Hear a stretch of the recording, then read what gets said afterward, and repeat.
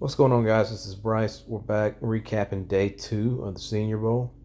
It was another great day. A lot of guys had great days, made themselves some money.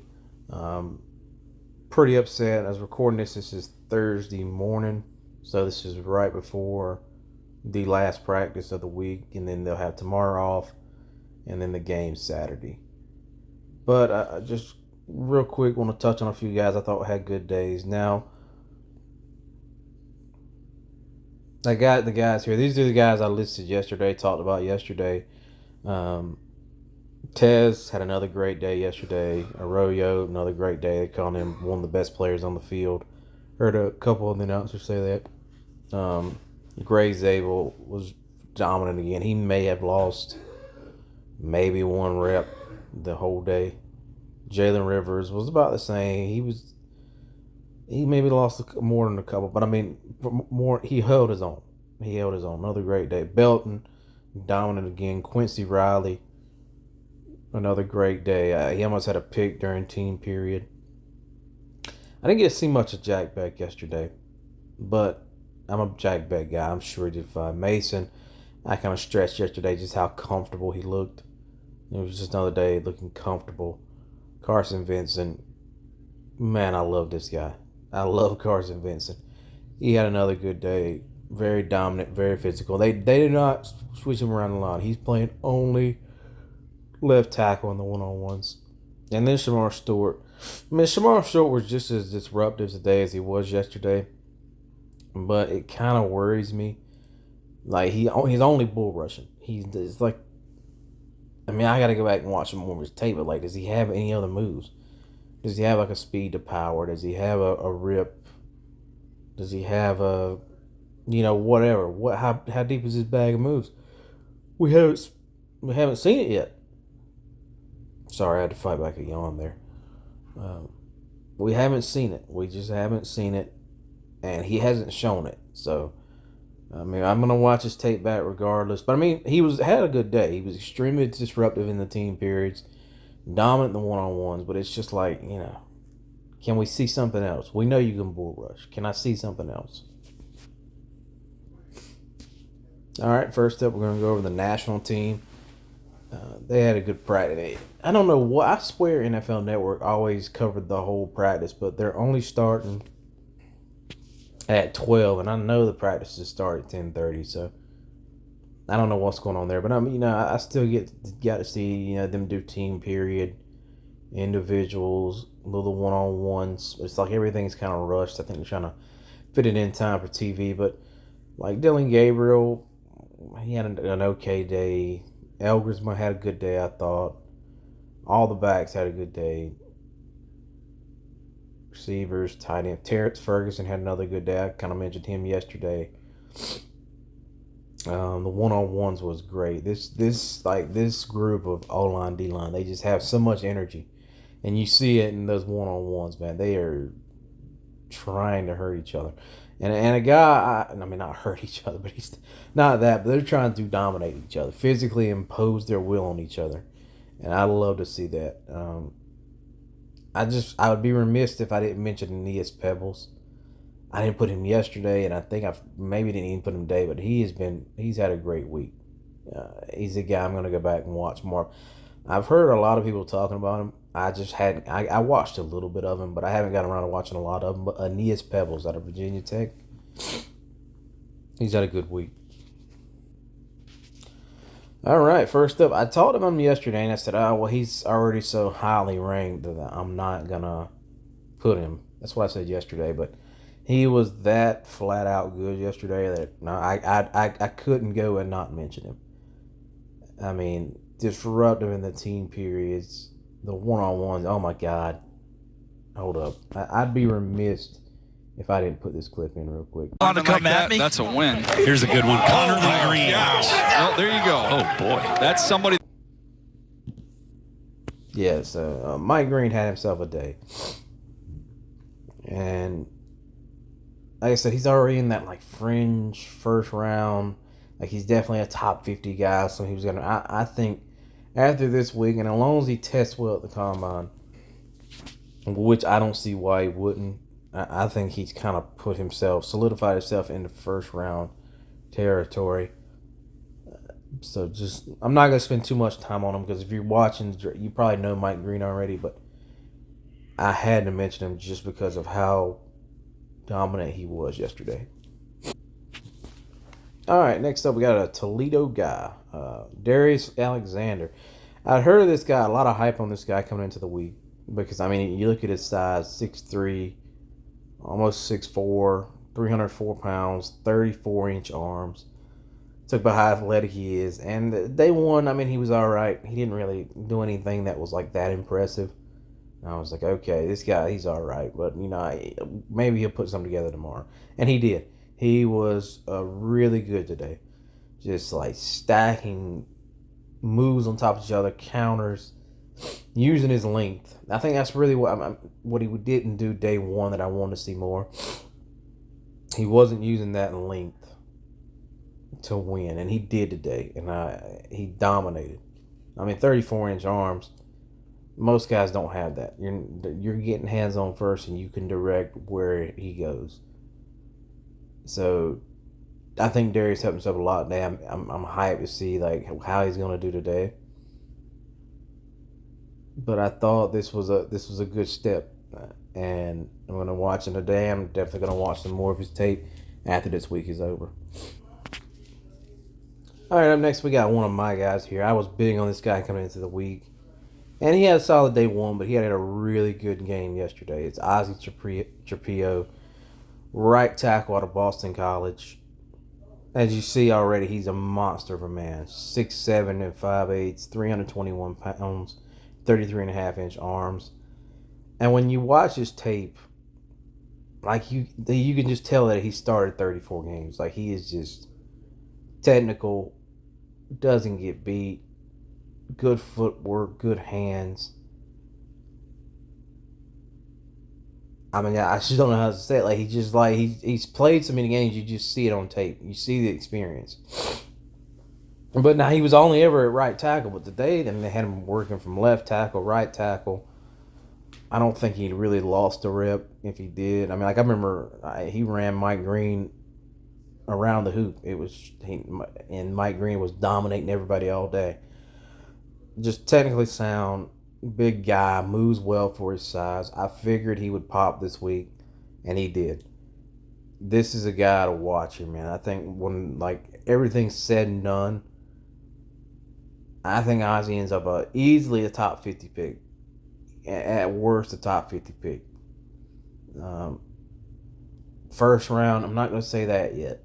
We'll see how he tests, but top 50 pick for sure. Ozzie's just he's a plug and play right tackle. Put him in there day one, and you'll be fine. But he had a really good day yesterday. Hope he can build on that going into today's practice and then going into the game Saturday. All right, I kind of missed the one-on-ones of the national team and most of the team drill from the first day on the national team. Like I said, NFL Network kind of threw me in a bind not putting the practice on the 12. But this guy here, man, Kyle Williams, this is everybody's darling so far this week. And Ted, some people says Tez has been the best wide receiver of the week. I don't know, man. It might be Kyle. Tez has had a great week. But Kyle is really showing out, and I'll be honest, I didn't know who he was coming into this week. He had a great season this year at Washington State, almost 1,200 yards, 14 touchdowns on 70 catches. But you just watch him, and he's not even playing receiver this long. I think he just started playing receiver a couple of years ago. Maybe he's got 2 or 3 seasons at the position. He was a quarterback, but you wouldn't know that because he's just smart. He has such a good understanding of leverage and how to stack guys. He just stacks guys so easily, and he's twitchy and his long speed's not gonna impress any, but he just creates so much separation because he's so smart, and creates so much separation because he's so twitchy. You're not touching him off the line. He was mooning most of his reps. As soon as they got off the line, it was over. It was over, and he was killing guys all day. I keep saying it, but I'm going to go back and I got to watch his tape for him for the first time because I'd never heard him coming into this. But that's what's beautiful about the Senior Bowls, getting all these guys on my radar that maybe I hadn't seen or maybe I didn't watch enough of the first time around. But Kyle's perfect example of this. I'm going to go back and watch all I can on Kyle Williams.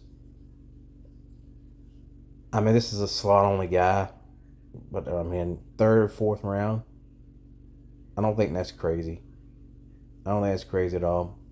He's a good football player. Now, he had an end around in the team period too. Like his long speed isn't crazy, but he just burst and when how fast he gets to that top speed, the acceleration, it's impressive. It's impressive. I'm really impressed with Kyle Williams so far through 2 days. All right, last up for the national team, Tyler Shough. Tyler Shough had a solid day 1 too, but he really settled in today. The guy's been playing football a long time. He was Justin Herbert's backup at Oregon. Think about that. He was in Trevor Lawrence and Justin Fields' recruiting class. But he's a big guy, almost 6'5", 224. But man, he's really you watch his tape, and I don't really think of him as like a extender type guy. I mean, maybe I need to watch it. I mean, I'll be honest, I didn't watch a ton of his tape. I watched some just because I knew he was coming to the Senior Bowl. But he's looked really good on the move this week. I mean, on the move, just manipulating the arm angles on the move. He had this throw. He was rolling to his right, cocked his arm to his side, and just threw a bullet right to the guy on the sideline, and it was just on the money. And he's had some good deep throws, just drop him in the bread basket. You know, often quarterbacks don't come away winners in the Senior Bowl, and it's not their fault. It's just, you know, it's guys you never played with before, and wide receiver quarterback chemistry is huge. So you can't just come to Mobile and build that chemistry in a day or two. They usually, most of them look good by day 3. Like, I remember when I went last year, dude. Like, I watched Penix skip a check down across the ground. I watched Bo Nix miss terribly on some throws. And I was like, my God. But, you know, it was tough to watch. But you really can't judge quarterbacks off the Senior Bowl. Judge them off the game. I don't put too much into practice for quarterbacks. But out of every quarterback here, I think Jackson Dart had a good day yesterday, too. I didn't get to watch a ton of him. But I know Tyler Shough has had a good 2 days of practice. He's getting into that. I don't know. He was probably a late day 3. You know, if he keeps up the good work, maybe he can be in that, you know, mid day 3 conversation. I mean, I still think he's a backup quarterback in the NFL, but I mean, he even talked yesterday about he eventually wants him to get into coaching. Yeah, but I think he's a good, solid backup quarterback. But he's had a good day regardless. All right, let's move on to the American team. They did a lot of just team reps yesterday. They took a lot of team reps. They were constantly switching players out. I really couldn't keep up. I talked about Jackson Dart a minute ago. Everybody said he had a great day. I think I left right before practice was over too. I'm not down there. I'm just watching on TV. But I think I had left to go with my wife right before the practice was over. But I got a few guys here that I was able to spot out. I thought had good days. Jackson Dart, I'm going to mention him. I can't say for sure, but everybody else says he had a good day. But let's get into a couple of these guys here. All right, up first we got Willie Lampkin. Now you're going to look at the first note there, the size. Hair over 5'10", 270 pounds. And you're going to think, Bryce, that guy can't play in the NFL. I'm going to tell you that guy definitely can. He has been so good. He was good day 1, but he was so good yesterday. I mean, just absolutely stonewalling guys. I mean, I remember day 1. The one rep I remember seeing from him day 1 was against Deion Walker. You know, what, 6'7", 360? And he was just out leveraging him, just dominating. I mean, and Deion Walker has the tendency to play high, I know, but just like that guy's what, 8 inches taller, almost 100 pounds heavier than Lampkin. Lampkin's just not got no quit. He's got, because he's short, he has that natural leverage on guys. He's got big hands too. I think he has like 10-inch hands. I think he was a wrestler. Wrestlers make good linemen. I love to see wrestlers on either side of the ball on the line of scrimmage. I love seeing a wrestling background.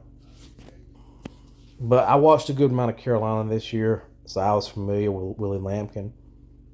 I'm still gonna go back and watch more of them just because how impressed I was with him through these 2 days.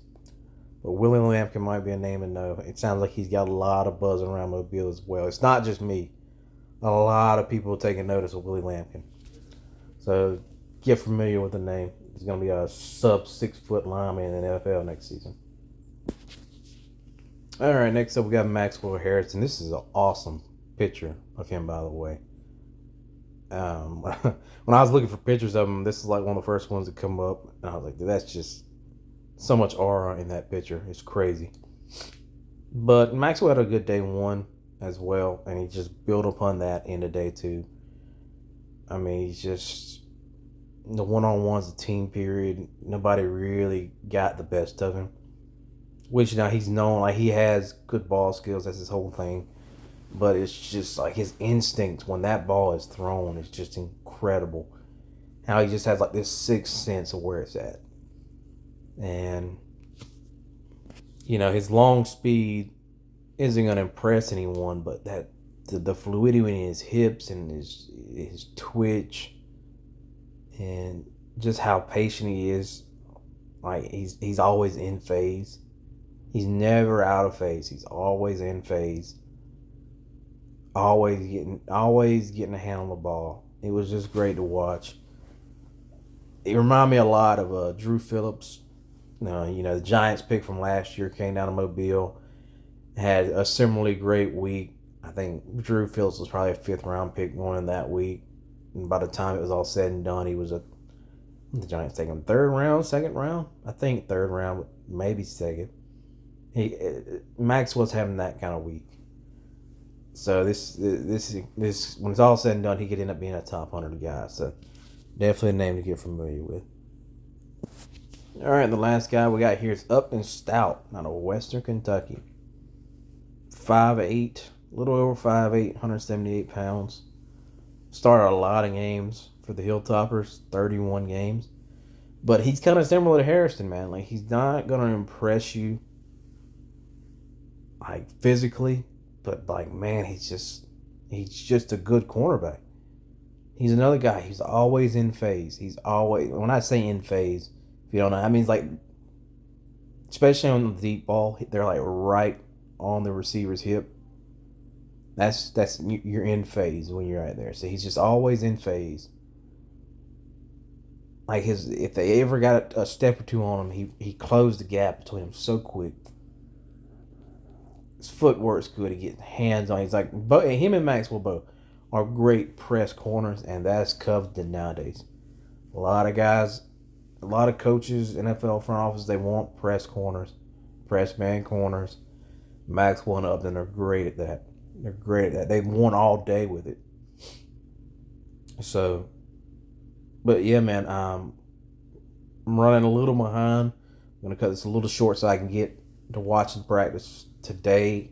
I will have the day 3 video out later today. But if you made it to the end, thank you so much for watching. Leave a like, subscribe, whatever. You know, it's up to you if you think I deserve it, but I just appreciate you making it to the end. See ya.